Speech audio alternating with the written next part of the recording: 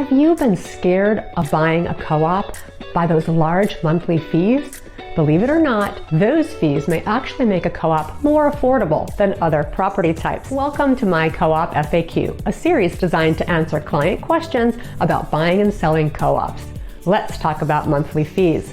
Most people are familiar with the Homeowners Association or HOA and the monthly fees they charge to maintain the common areas like landscaping and snow removal and amenities like a gym or a tennis court. When you buy a condo, you will pay your mortgage, including principal, interest, taxes, and insurance, the HOA fee, and utilities.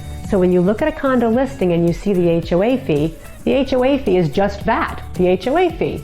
However, that is not how a co-op works. When you see the monthly fee on a co-op, that fee includes the building maintenance and your taxes.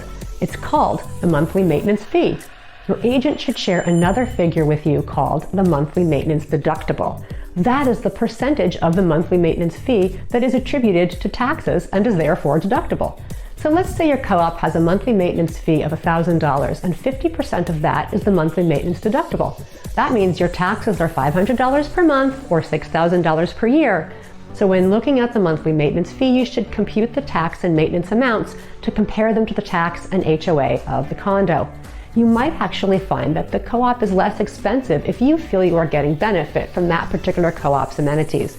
But I'll go one step further. In many cases, the monthly maintenance fee the co-op charges may also include some or even all of the utilities. That means that you may be paying one or more utility bills less per month than if you purchased a condo. Don't hesitate to reach out if I can run the numbers with you so you can make a fact-based decision that meets your unique needs. Thank you for letting me help you write the next chapter in your singular story.